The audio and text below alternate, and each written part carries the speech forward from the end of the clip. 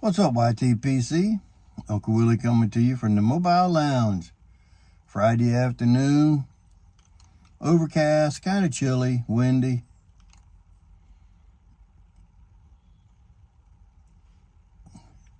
Having a pipe. It's my Vauen.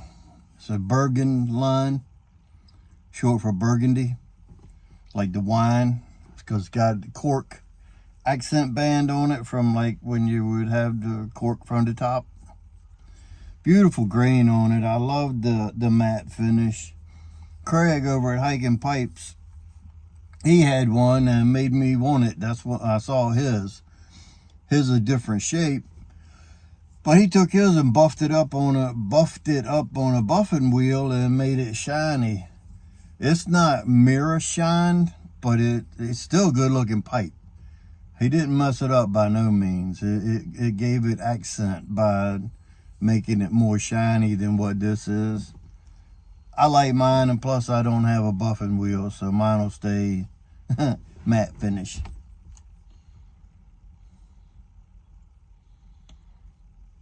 German pipe. I ordered mine from Germany, and let's see. Yeah, that's not the place. This is from the UK.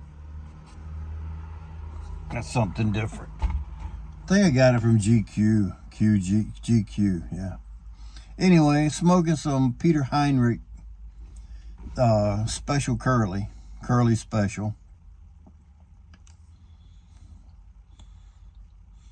It's a vapor, but it's doing me well. It's not biting me. A lot of vapors I've tried smoking here recently just bite me so bad. Especially one of my favorites, Cabby's Mixture, Samuel Galwith. I had a pint jar. I'd given some away a while back, and it ended up down to like a pint jar. It was full. I tried smoking a bowl last week, and it burnt me so bad, bit me so bad.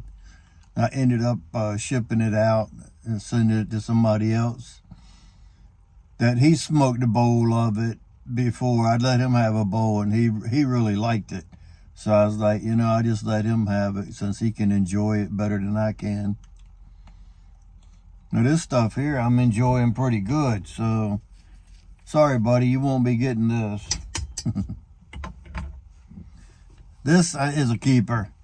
I've got a few tins. It comes in 100-gram tins, and I got a few of them. Coin cut.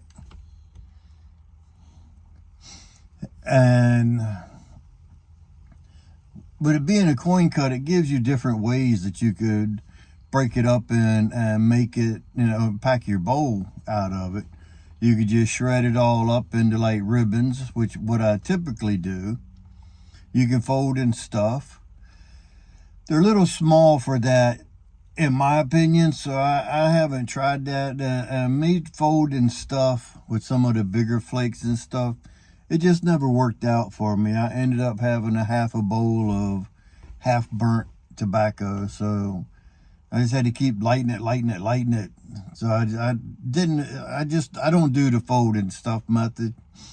But this, I tried something different, and I stacked the coins on top of each other. They're a little smaller than a dime, and they fit in the bowl perfect. And I just kept dropping them in until I probably had 10 or 12 coins filled up almost to the top, about a 1/4 inch away. Then I broke up like 3 or 4 of the coins into a ribbon cut, put on top, and then smoked that. I lit that, let that be like a kindling, like you do with fire, like a campfire or something. So I let the kindling burn and get down into the logs.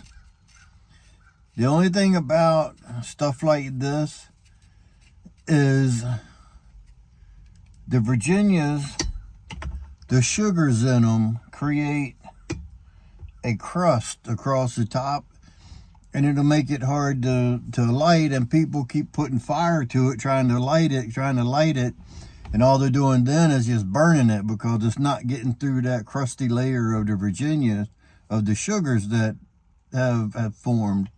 So if you take your tamper, and I'm not trying to tell you how to smoke, I'm just telling you what I do. Take your tamper and lightly go through, like take the poker one, and just poke holes in it, and then just dump that off the top.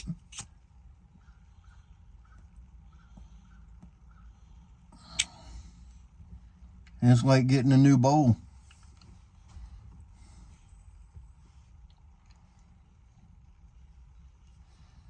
A lot of people don't realize that.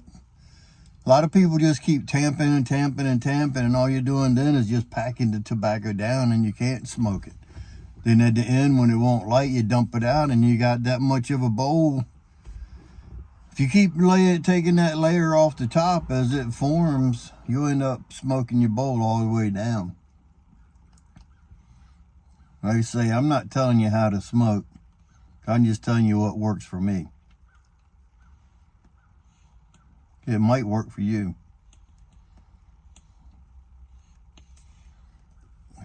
So anyway, the latest saga.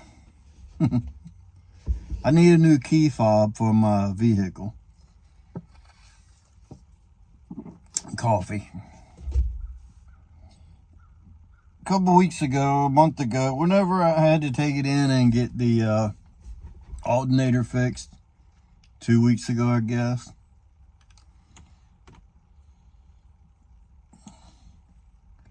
One of my key fobs didn't work. Now, my vehicle, I got a key fob, which is right there. Then I pushed the button on the dash for the car to start. I came out and it said, no key fob detected. On the dashboard, on the lights that light up, check engine light and all up in that area, said no key fob detected. So I pushed the remote start and it started. So then when I pushed the button for it, you can remote start it with the key fob. And then when you get in, that's so you can warm it up. When you get in, you just push the start button and it'll take over, because without doing the start button, you can't drive the car. That way nobody can jump in and take off without having a key fob. Well, when I pushed the button, the alarm started sounding off. So I changed the battery in it. That didn't work. So when I took it in for the alternator, I took my other key fob in, and they told me that it's done. So I was like, all right, well, at least I got one that I can use. I want two, you always want that backup. So I wanted two. So I called around my dealer. They told me it would be $350 from them. There's a locksmith that does automotive stuff. I just called a little while ago. They want $300 then plus tax. And it's a universal. So I think I'm just going to go to the dealer and get one. That way it's Jeep and everything will be, there won't be nothing there to void the warranty with any items being a non-Jeep, aftermarket or whatever. So next week, I have to take it in and get another key fob.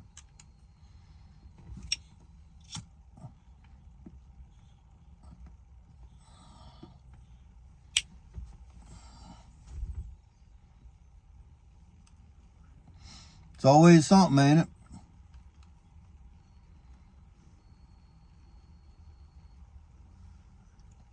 Always something. My wife, her key fob and she's got the same kind to push the button to start. Her batteries are getting low, which we have some batteries for it. So I got to switch that out.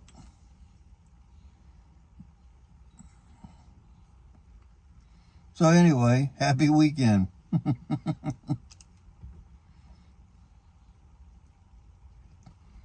Y'all take care. I'm going to finish up this. Go in here and figure out what we're going to do for dinner. I think I'm going to go up to a pizza place up around the corner up here and get us some steak and cheese subs for dinner. We haven't had them in a while.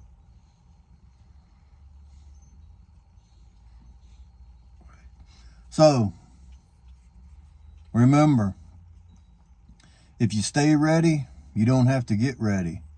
So with that being said, until next time, you know what to do. Stuff them and puff them.